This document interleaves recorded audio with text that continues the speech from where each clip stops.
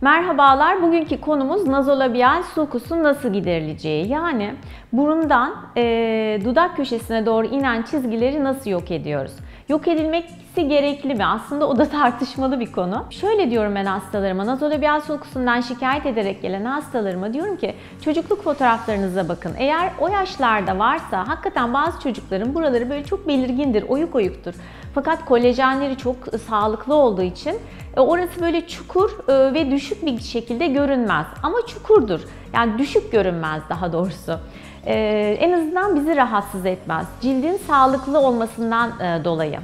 Fakat yaş ilerledikçe, cilt aşağıya doğru düştükçe, yüzdeki yapılar aşağıya doğru düştükçe ve eridikçe bu nazolabiyal sulkusun, yani bu çizginin üzerindeki biriken kısım genellikle hastaları çok rahatsız ediyor. Ve dolgu talebiyle geliyorlar. Evet, dolgu yapılabilir.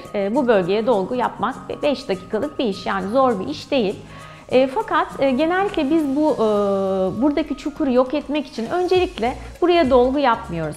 Benim ilk önerim cildi bir miktar sıkılaştırmak oluyor. Bunun için daha önce anlattığım bir sürü cilt tedavilerini uygulayabiliriz. Dermapen olur, Morpheus olur, karbondioksit fraksiyonel lazer olur. Bunlardan herhangi birisi olabilir. Önce cildi biraz sıkılaştırıyoruz. Arkasından yüzde oluşan boşlukları dolduruyoruz. Nazolabiyalden önce çünkü orta yüz boşalıyor, elmacık boşalıyor, kulak önündeki bu loj boşalıyor. O bölgelere yapılan dolgular, şakak bölgesine ve diğer bölgelere yapılan dolgular yüzü bir bütün olarak yukarıya doğru çekiyor. Dolgu yapmak zorunda değiliz. Kendi yağ dokumuzu da kullanabiliriz. Evet, yağ enjeksiyonu da yapıyoruz. Bunların hepsini yaptıktan sonra aynı seansta da olabilir. Hala nazolabiyal sulkusta bir boşluk varsa eğer orayı dolduruyoruz. Son zamanlarda daha sık yapmaya başladığım bir şeyden de bahsedeceğim. Evet, dolgu yapıyorduk ama gene de burayı tam yok edemiyorduk.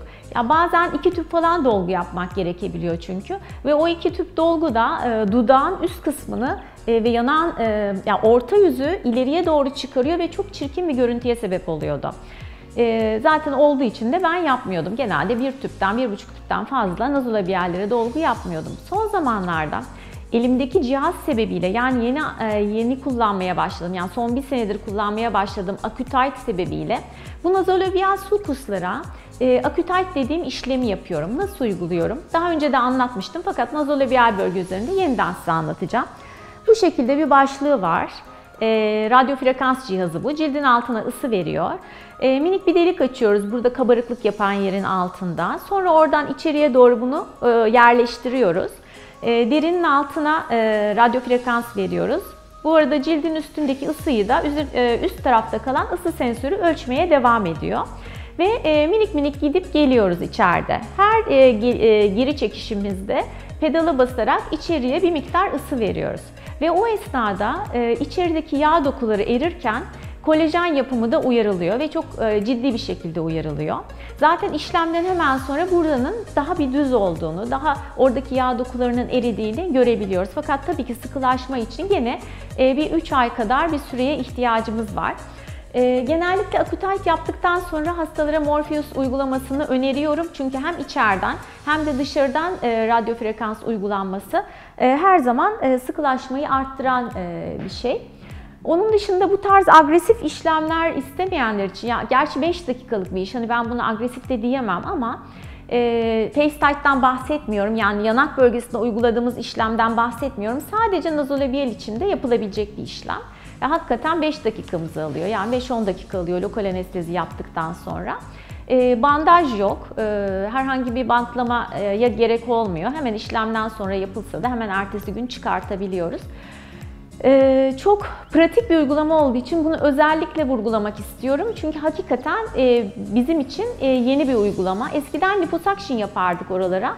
Böyle minik bir delik açıp çık içerideki yağları ince bir kanülle çekerdik.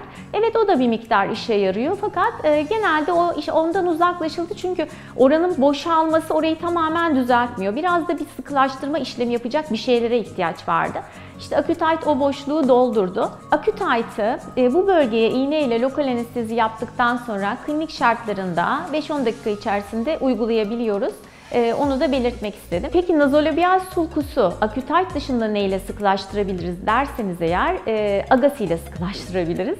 Agassi'den çok uzun zamandır bahsetmedim ama kısaca bir bahsetmek istiyorum. Aslında Agassi çok uzun anlatılacak bir konu gerçekten de. Kısaca şöyle söyleyebilirim, nazolabial sulkusun yok edilmesinde Agassi'de ağız içinden içeriye radyo frekans vererek nazolabial sulkusun düzeltilmesinde çok faydalı olabiliyor. Aynı zamanda çene hattını belirginleştiriyor, yanak bölgesini inceltiyor. Yani hiçbir şey istemeyen, onu da istemem, bunu da istemem diyen hastalar için en pratik uygulamalardan biri de Agassi. Fakat Agassi'yi tabii ki bir ay arayla birkaç seans uygulamak gerekiyor. Bu Accutite dediğim işlemi ise sadece tek seans uygulamak yeterli oluyor. Belki üzerine bir ay arayla Morpheus uygulanabilir. O da yüzünüzün gençleştirilmesi için zaten yapılırsa iyi olabilecek bir işlem.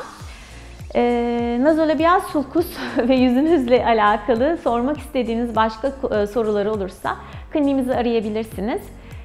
Görüşmek üzere, sevgiler.